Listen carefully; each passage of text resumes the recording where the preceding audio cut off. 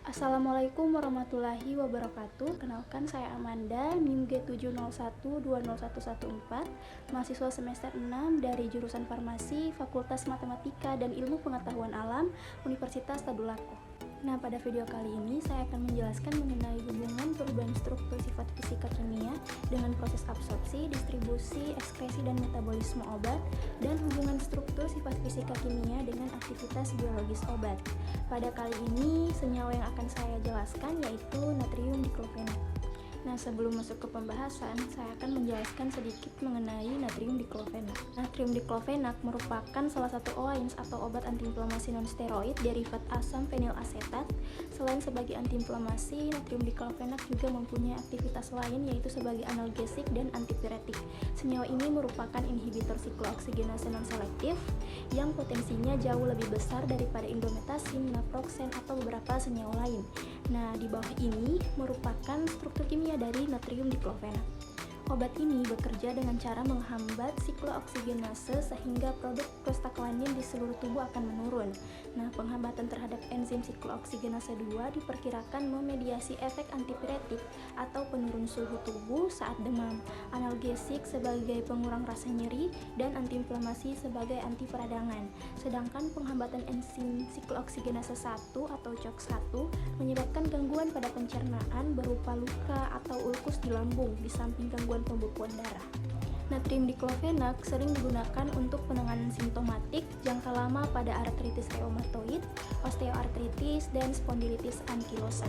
Senyawa ini mungkin juga berguna dengan penanganan jangka pendek cedera otot rangka akut, bahu nyeri akut atau bispital tendinitis, dan subdeltoid bursitis, nyeri pas operasi, dan disminore. Selain itu, ada juga bentuk larutan yang digunakan untuk penanganan radang pasca operasi setelah pengangkatan katarak.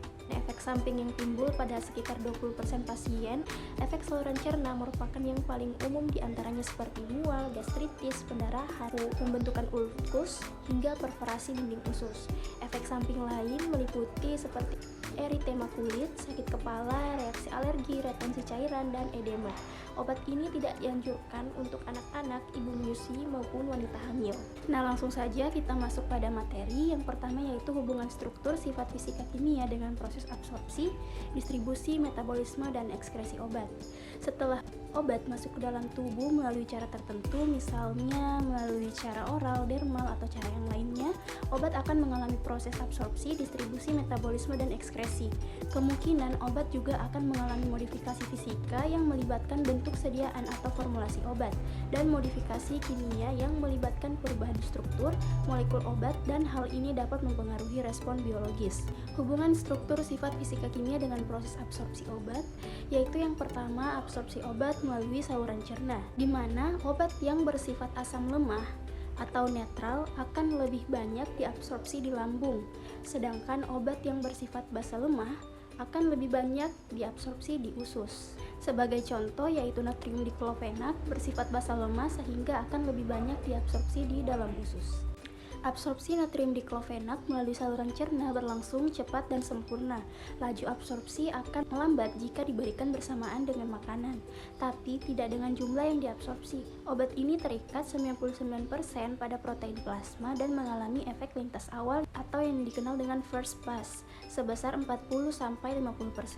Walaupun waktu paruh singkat yaitu 1-3 jam, natrium diklofenat ini diakumulasi di cairan sinovial yang menjelaskan efek terapi di sendi jauh lebih panjang dari waktu paruh obat tersebut. Kemudian yang kedua yaitu absorpsi obat melalui mata. Nah, bila suatu obat diberikan secara setempat pada mata, sebagian diabsorpsi melalui membran konjungtiva dan sebagian lagi melalui kornea. Kecepatan penetrasi ini tergantung pada derajat ionisasi dan koefisien partisi obat. Bentuk yang tidak terionisasi dan mudah larut dalam lemak akan cepat diabsorpsi oleh membran mata. Untuk obat yang bersifat basa lemah, penetrasi lebih cepat dalam suasana basah.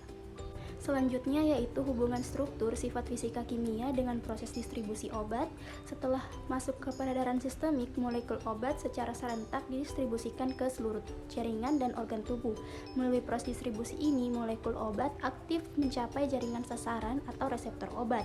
Proses distribusi dan eliminasi obat berlangsung secara bersamaan dan pada umumnya proses distribusi obat lebih cepat dibanding dengan proses eliminasi. Pada umumnya, distribusi obat terjadi dengan cara menembus membran biologis melalui proses difusi. Mekanisme difusi dipengaruhi oleh struktur kimia, sifat fisika kimia obat, dan sifat membran biologis. Proses difusi ini dibagi menjadi dua, yaitu difusi pasif dan difusi aktif. Obat modern sebagian besar bersifat elektrolit lemah, yaitu asam atau basa lemah, dan derajat ionisasinya ditentukan oleh nilai pH dan suasana pH. Kemudian hubungan struktur sifat fisika kimia dengan proses metabolisme obat. Metabolisme natrium diklofenat berlangsung di hati oleh isoenzim sitokrom P450 subfamili CYP2C menjadi 4-hidroksidiklofenat metabolit utama serta bentuk terhidroksilasi lain. Metabolit tersebut akan diekskresi dalam urin 65% dan empedu 35% setelah mengalami glukuronidasi dan sulfasi, di mana natrium diklofenat adalah obat antiinflamasi yang dapat mengiritasi lambung dan mengalami metabolisme lintas pertama, di mana obat-obat yang mengalami first pass effect akan mengakibatkan variasi kadar obat dalam darah yang tinggi. Kemudian hubungan struktur sifat fisika kimia dengan proses ekskresi obat. Natrium diklofenat diekskresikan keluar tubuh melalui ginjal dan empedu. Sebagian kecil dengan kadar yang rendah diekskresikan melalui air liur dan air susu. Yang pertama yaitu ekskresi obat melalui ginjal. Salah satu jalan terbesar untuk ekskresi obat adalah melalui ginjal. Ekskresi obat melalui ginjal ini melibatkan 3 proses, yaitu penyaringan glomerulus, absorpsi kembali secara pasif, dan tubulus ginjal dan sekresi aktif pada tubulus ginjal. Kemudian yang kedua yaitu ekskresi obat melalui empedu. Obat yang dimetabolisme menjadi senyawa yang lebih polar dapat diekskresikan dari hati melewati empedu menuju ke usus dengan mekanisme pengangkutan aktif.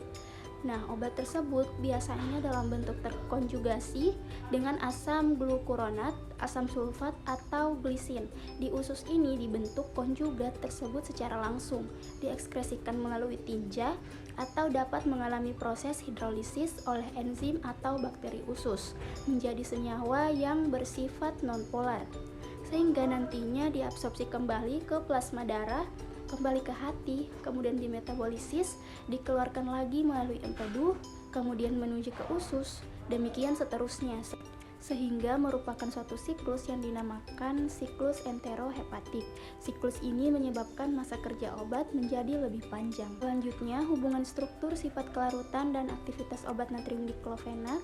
Sifat fisika kimia obat padat mempunyai pengaruh yang sangat besar pada kinetika pelarutan. Luas permukaan efektif obat dapat diperbesar dengan memperkecil ukuran partikel. Karena pelarutan pada permukaan solut, maka laju pelarutan akan semakin besar dan luas permukaan yang juga semakin besar. Kemudian bentuk geometri partikel yang mempengaruhi luas permukaan selama pelarutan. Permukaan berubah secara konstan. Kelarutan obat dalam air juga mempengaruhi laju pelarutan, di mana umumnya obat dalam bentuk garam yang terionisasi lebih larut dalam air dibandingkan bentuk asam atau basa bebasnya. Kemudian polimorfi yang mempunyai struktur kimia identik tetapi menunjukkan kinetika pelarutan yang berbeda. Umumnya struktur kristal lebih kasar, kaku, dan secara termodinamik lebih stabil. Kemudian yang terakhir yaitu hubungan struktur sifat kimia fisika dengan aktivitas biologis obat natrium diklofenat, di mana menurut Ferguson kadar molar toksik sangat ditentukan oleh keseimbangan distribusi pada fasa-fasa yang heterogen, yaitu fasa eksternal yang kadar senyawanya dapat diukur atau CS, dan biofasa di mana fasa pada tempat aksi obat. Tidak perlu mengukur kadar obat dalam biofasa karena pada kondisi seimbang kecenderungan obat meninggalkan biofasa maupun fasa eksternal atau aktivitas termodinamik adalah sama. Berdasarkan model kerja farmakologinya, obat ini dibagi menjadi dua, yaitu senyawa berstruktur tidak spesifik dan senyawa yang berstruktur spesifik. Nah, itulah tadi video presentasi dari saya mengenai hubungan perubahan struktur sifat kimia fisika dengan proses absorpsi, distribusi, metabolisme, dan ekskresi obat, serta hubungan struktur sifat kimia fisika dengan aktivitas biologis obat natrium diklofenat. Semoga apa yang saya sampaikan bisa memberikan wawasan kepada teman-teman semua. Sekian dan terima kasih. Wassalamualaikum warahmatullahi wabarakatuh.